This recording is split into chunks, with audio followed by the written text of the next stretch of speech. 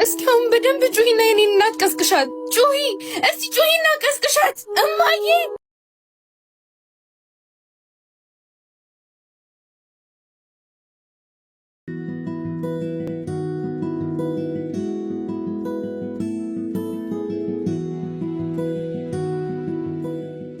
አንቺ ምን ሆነሽ ነው የቆየሽው? በጣም አስጠበቅሽኝ እኮ።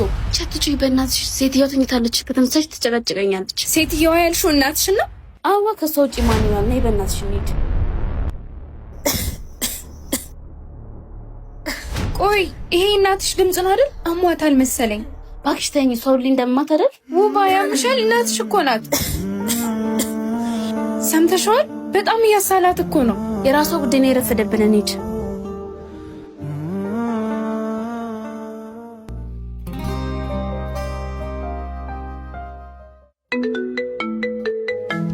እት ደወለች። አንሹ እንጂ እባክሽ፣ ልትጨቃጭቀኝ ነው። ታያንሹ። ለምን እንደደወለች አይታወቅም። አቤት ልጄ፣ የት ሄደሽ ነው? ስነሳ የለሽም። ፈልጌ አጣሁሽ። ትምህርት ቤት ሄጄ ነው። ምን ነው? ትንሽ ስላመመኝ አስቤዛ ገዝተሽ እንድትመጪ ነበረ ልጄ። ቀኑ ሙሉ ተኝተሻል እንዴ ዋልሽው? እኔም ደክሞኛል። እሺ ልጄ። ነይ፣ እንደውም ወስድሽ ቦታ አለ። ምን ይሆንሽ ነው? ወዴት ነው የምትወስጂኝ? ነይ አልኩሽ አይደል?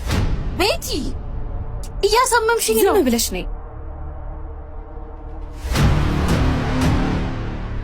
ተመልከች፣ ቅድም አትጩይ እናቴን ትቀሰቅሻታለሽ ብለሽኝ አልነበር?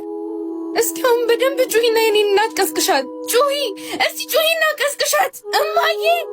አየሽ እናቴ አትነሳም። እስቲ ቀስቅሻት። ቅድም እናትሽን ተኝተሽ ለምን ደከመሽ አላልሻትም?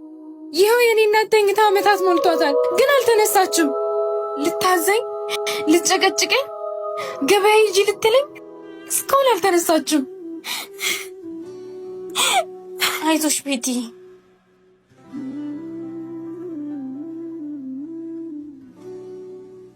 አየሽ ውቢ፣ የአንድ ነገር ውድነቱ የሚገባሽ ከእጅሽ ከወጣ በኋላ ነው። ጓደኛም በጓደኛ ትተኪ ይሆናል። ቤተሰብሽን፣ እናትሽን፣ አባትሽን ግን በማንም ልታኪያቸው አትችይም። ምክንያቱም ስጋዎችሽ ናቸው። ምንም ብታጠፊ አይጠሉሽም፣ አይተውሽም፣ ሁሌም ይወዱሻል። ልክ እንደኔ ሳይረፍድብሽ መተኪያ የሌላት እናትሽ ከሄደሽ የደስታዋ ምክንያት ሁኚ።